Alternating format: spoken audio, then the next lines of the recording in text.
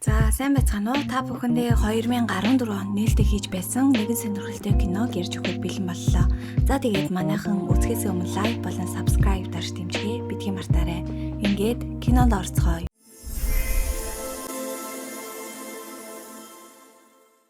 Италийн Триест хот манай гол дүр Мишель хэмээх сургууль руугаа яаран яваа нь харагдана. Тэрээр удахгүй болох Багнаадмын үдшилэг төмсөх хувцас авахаар сэтгэл тогтлон халаасандаа 50 еврогийн дэвсгэрт нандинан өвөртөлж явлаа. Сургууль дээрээ тэрээр удаан хугацааны турш нууцхан хайрлаж яваа Стелла охиныхоо яг арт түүнийг анзаараасаа гэж хүсэн чимээгүйхэн очиосуулаа. Гэтэл хичээлийн дундуур гинэт цагдаагийн ажилтан орж ирснээр тэдний хичээл тасалдав. Түүнийг Жованна гэдэг бөгөөд Мишелийн ээж нь юм байна л да. Тэгээ Жованна хотод нэгэн сурагч учир битүүлгээр алга болсон хэргийг мөрдөж байгаа бөгөөд хүүхдүүдэд хандан хэрв алга болсон хүүгийн талаар ямар нэгэн зүйл дуулвал нэн даруй цагдаад мэдэгдхийг анхаарууллаа. Ийхүү ээжийнхээ ангиас гарсны дараа Мишелийн хамраас гинэт цус гарч манай хүнч бүр сандран ариун цэврийн өрөөрөөгүй лээ. Гэвч тэнд түүнийг байнга дээрлэгдэг хэсэг хөвгүүд хүлээж байх нь тэр. Тэд Мишелийг болон руу шахаж бүр Багнаадамд зориулж хадгалсан хамаг мөнгийг нь хүчээр булаагаад авчихна. За тэгээд урам нь хуугарч арга мухарсан манай Мишель гэртээ хараад хамгийн сүүлчийн найдвар болсон цуглуулсан хідэн цосоо нийлүүлж түүгээрээ ямар нэгэн хувцас авахар шийдэв. Удалгүй тэрээр нэгэн хуучирч муудсан дэлгүүрт очиж супер баатрын өмсгөл асуухад худалдагч нь түүнд хятадын супер баатрыг гэдэл хямдхан харагдах нөмрөгтэй барих хувцас өгөв. Хэдийгээр энэ нь Мишель тогтгонч таалагдахгүй байсан ч түүнд өөр сонголт байсангүй. Оройн ээжигээ ажилласаа гарч ирэхдээ Мишель өнөө хувцас өмсчихсэн өөрийгөө хитрхи инээдтэй харагдаж байна гэд үдшилтэд явахаас татгалзаж байв. Гэвч ээж нь түүнийг тайвшруулж зүгээр харагдаж байгааг нь хэлэн ятгсаар үдшилэг рүү явуулахар болов. Үдшилэг дээр Мишель хөгжөлдөж бүр сайн охин Стеллатайгаа хүртэл ярилцаж амжлаа. Гэвч энэхүү баяр баясгалан удаан үргэлжилсэнгүй. Өнөөх дээрлэгч хөвгүүд Стеллагийн гудамжинд алхаж байгаа бичлэгийг олон нийтэд үзүүлснээр бүх зүйл оронгоороо ирэхин тэр бүр үүгээрч зогсохгүй. Тэд уг бичлэгийг Мишель хийсэн хэмээн гүтгэж түүнийг Стеллаг нууцаар мөрдөж мөшөгдөг гаж донтон мэтэр харагдууллаа. Ийхүү ичгэвтер байдалд орсон Мишель ариун цэврийн өрөөрөө гүйн орж хаалгаа төгжөв. Ангийнх нь хүүхдүүд хаалгыг нүдэж гарч ирэхийг шаардаж байхад Мишель бухимдаж аргаа барахтаа яг гэрэл унтрах тэр мөчөд үл үзэгдэгчиг болчих юмсан гэдэл бүр чин сэтгэлээсээ хүслээ. Дараа нь тэрээр ариун цэврийн өрөөний цонхоор авирч гараад гэртээ харж нэг юм санаа амрав. Маргааш өглөө нь нохойн түүн рүү хулцгаад Мишель юу ч бодолгүй сэрж урдын адил шүдээ угаахаар оров. Гэвч талент харах мөчтөө тэрээр бүр мөсөн цочрол орлоо. Талент түүний бие биш харин зөвхөн нөмрөг болон сойзон л харагдаж байх нь тэр. Ийхүү тэрээр үнэхээр үл үзэгдэгч болчихсон байлаа. Мишельч сандран гадагш гүйж гараад нөмргөө тайлав. Яг тэр үед ээж нь өрөөнд нь орж ирсэн хэдий ч түүнийг огтхон ч анзаарсангүй. Энэ нь тэр бусад хүмүүстэж бас үл үзэгдэгч болсныг баталж байлаа. Ээжигээ өрөөнөөс гарахад Мишель яаран сургууль руугаа эрт явлаа гэсэн зурвасүлтэй. Жованна өрөөнөөс гарсныгаа дараа Мишель рүү уцтахад үл үзэгдэгч хിവэр байсан Мишель уцаан авч юу ч болоогүй юм шиг хариулж чадсанаа түүний шинэ амьдрал эхлэхээр боллоо. Одоо яахаа мэдэхгүй сандарсан Мишель үл үзэгдэх биеэ нухын тулд зузаан ханцуутай хувцас бээлийн өмсөж нүрээ бүхэлд нь халахлав. Ингээд тэрээр сургууль дээрээ очиж сайн охин Стеллага холоос нууцхан ажиглаж байлаа. Гэвч түүний харцанд өөрийг нь байнга дээрлэгдэг танхай хөвгөн өртөж Мишельч учруулсан бүх зовлонгийнхаа хариуг авахар шийдлээ.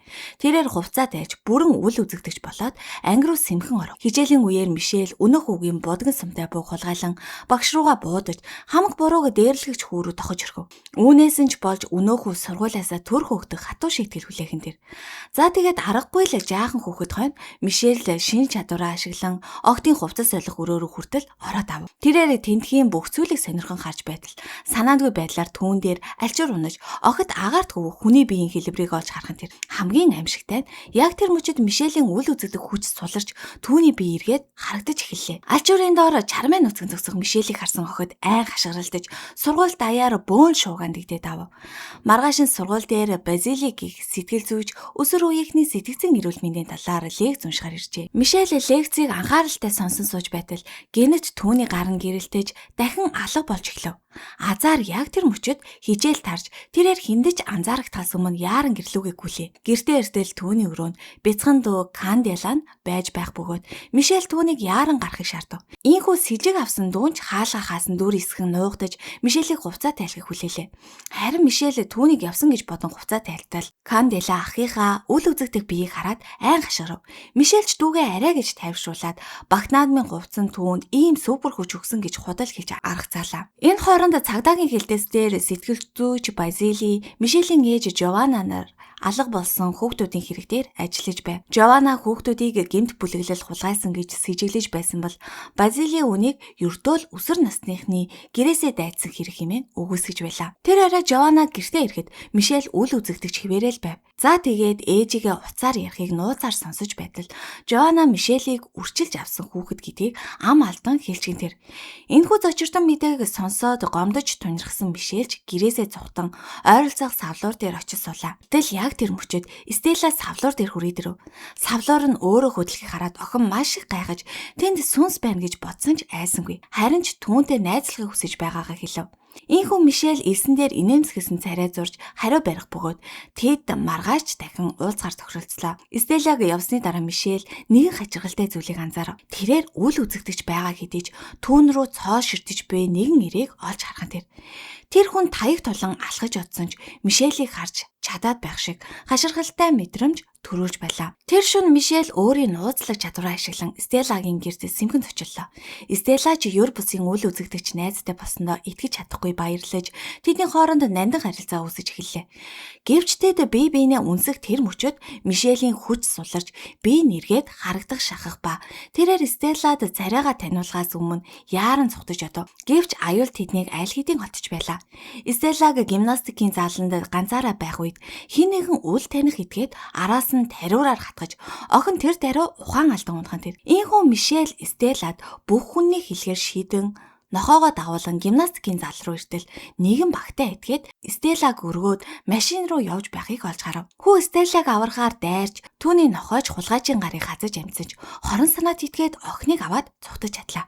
Удалгүй цагдаа нар ирснээр хотод болоод байгаа хүүхэд алга болох хэрэгүүд нь зүгээр нэг орголт биш харин зохион байгуулалттай хулгай болохыг албан ёсоор ухаарна. Энэ хооронд Стелла нэгэн хачирхалтай лабораторид ухаан орлоо. Түүний толгойд олон тооны утас холбож туршилт хийж эхлэх бөгөөд энэ бүх аимшигт хэргийн ард сургуулийн сэтгэл зүйч Базили байсан нь илчлэгдэв. Тэрээр Стеллаг байцааж өөрийнхөө харгас зорилгын төлөө ашиглахаар өрөөнд хүчиж орхив. Маргааш нь сэтгэлээр унсан Мишель далайн ирэг дээр ганцаараа сууж байтал өмнө нь тааралцсан өнөөх нууцлаг сохор ир дахин гарч ирэв. Тэрээр Мишелийн бодлыг яг л ном шиг уншиж байлаа. Гайхсан Мишель түүнийг хэн болохыг асуухад сохор ир өөрийгөө Андре гэдэг бөгөөд Мишелийн төрсөн эцэг нь болохыг хэлж хүүгийнхээ ертөнцийг оронгоор нэргүүлж орхив. Ингээд Андре өөрийгөө эмгэнэл түүхийг хуваалцаж эхэллээ. Тэрээр Оросын нэгэн жижиг хотод амьдардаг байсан бөгөөд тэнд хүчтэй цөмийн дэлбэрэлт болсон байжээ. Цацраг идэвхт туяанаас болж олон хүн амь өргөцсөн ч амьд үлдсэн цөөн хэдэн хүний ДНХ мутацид орж нисэх, бодол унших, үл үзэгдэж болох зэрэг ёр бусын чадвартай болж л дээ. Тэднийг онцгойчуд гэж нэрлэх бөгөөд девиз хэмээх цэргийн нууц байгууллага тэднийг хүн биш зөвхөн амьд зэвсэг болгон ашиглаж байжээ. Гэвч хүчээ ашиглах тусам тэдний бие суйлдаж Андре болон түүний эхнэрээс бусд нь бүгд үргүй болжээ. Мишель бол тэднээс төрсэн цорын ганц байгалийн онцгой чадвартай хүүхэд байлаа. Девиз Мишелийг төрсөн даруйд нь булаан авахыг оролцсон ч эцэг их нь хүүгээ аван зүхтэж чадчихлээ.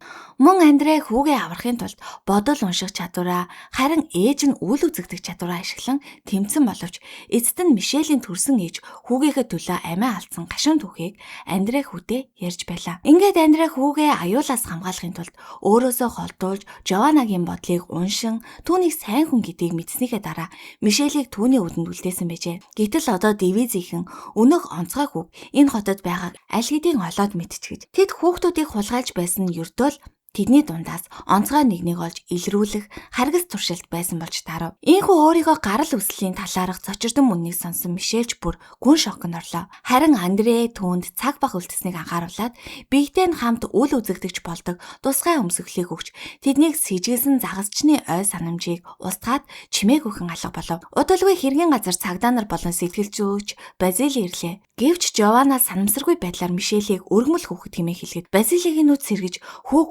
өнөөх хайж буй байна мөн байж магадгүй хэмээн сэжиглэв. Ийхүү тэр Мишелийг гэрт нь хүргэж өгөх нэрээр дагуулan явлаа. Гэртээ ирэх мөчид Мишель Базилигийн гарт байгаа шархыг олж хархан тэр. Энэ бол Стеллаг хулгайлагдах үед түүний нохой нь хатсан яг тэр сорив байлаа. Сэжиг авсан Мишельч зүгтгийг оролцож Базили аль хэдийн хаалгаад өгчөж жинхэнэ төрхөө илчлээ. Гэвч Мишель түүнээс илүү хурдан хөдөлж өрөөндөө ороод үл үзэгдэгч болон цонхоор цухтаж амжлаа. Гудамжинд гарсан Мишель өөрийг нь дээрлэхдэг Иван хүүтэд тааралдаж түүний дугуйны ард үсрэн гараад хурдан зүгт химэн тушаана. Айж сандарсан Иванч түүний хэлснээр хийж аюулгүй газар очсныхоо дараа Мишель бүх хүнийг тайлбарлаж өгснөөр тэд найзууд болов. Энэ хооронд Стелла болон хулгайлагдсан хүүхдүүд агаар жуултын хоолоогоор дамжин орох төлөвлөгөө боловсруулна. Стелла цамхаг өөд авирч аврах том гэрэлтүүлэгч прожекторыг ашиглан тэнгэрт инээмсэглэж буй царай зурж тохио өгөв. Энэхүү хайрын тохиог Мишель анзаарч Ивантай хамт Стеллаг аврахаар яран очсон ч охин аль хэдийн харуулуудад баригдсан байлаа. Шийдвэрлэх мөчид Иван будган буугаараа захилгааны гэмтэл үүсгэж саатуулж байх хооронд Мишель үл үзэгдэгч чигээрээ бааз руу нэвтэржээ. Тэрээр Стелла болон бусад хүүхдүүдийг хорсон өрөөний хаалгыг онгойлгож харуулуудыг дотор нь түгжиж орхив. Ийхүү Мишель найзуудынхаа өмнө өөрийгөө илчлэхэд тэд нүдэндээ ч итгэж чадахгүй гайхширна. Хүүхдүүд яаран зүгтгийг хүссэн ч Стелла өөр нэг өрөөнд хоригдож буй нууцлаг өвгнийг заавал аврах хэрэгтэй гэж зүтгэснээр үйл явдал улам игцэгтэй болж эхэллээ. Ийхүү Мишель өвгнийг аврахаар Стеллатай хамт гүн рүү нэвтэрсэн ч гинтэл Стеллагийн зан хувирч Мишель рүү буу шахаахан тэр. Гэвч удалгүй охин ухаан алдан унаж өнөөх өрөвдөлттэй өвгөн чинь жинхэнэ төрхөөлчлөө. Тэр бас хүмүүсийн оюун санааг удирдагч нэгэн байлаа. Тэрээр Базили болон Стелла нарыг яг л уцаг хүүхэлдэй шиг ашиглаж Мишелийг өөрийнхөө хөлт уригтан авчирсан энэ байж л тээ. Ингээд тэрээр хүүг Стеллагийн хамт шумбагч онгоцонд хүчээр суулгаж далайн гүн рүү авч одов. Яг энээгзэгтэй мөчөд Андре Жована нар бааз дээр ирж Ивантай тааралдана. Барилга дэлбэрэхэд хэдхэн секунд үлдээд байсан тул тэд яаран дотгош нэвтэрч хоригдсон хүүхдүүд болон ухаангүй хэвдэх Базилийг аварч чадлаа. Андре Базилигийн бодлыг унших үед түүнийг хэн нэгэн маш хүчтэйгээр удирдах байсныг ойлгох бөгөөд тэдний гармагц барилга асар хүчтэй дэлбэрч газрын хөрснөөс арчигдхан тэр. За тэгээд аюулч үгээр дуссангүй. Шумбагч онгоцонд хоригдсон Мишель айцаа ялан дийлж өөртөө нуугдаж байсан бас нэгэн шинэ хүч болох телекинезийг нээн илрүүлв.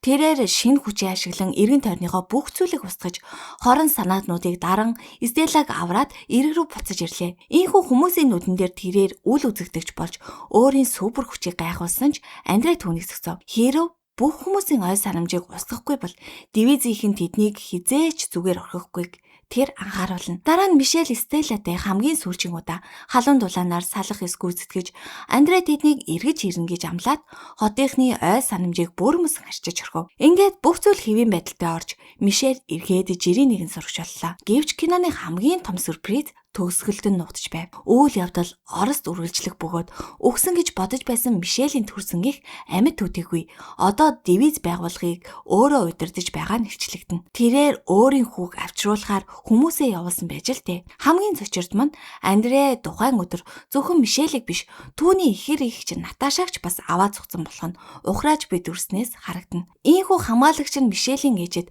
Наташа одоо Мароккод байгааг дуулгаж буйгаар энэхүү кино маань төгсөж байна. За ингээд кино таалагдсан бол сувгтаа лайк болон subscribe дарж дэмжихээ битгий мартаарай.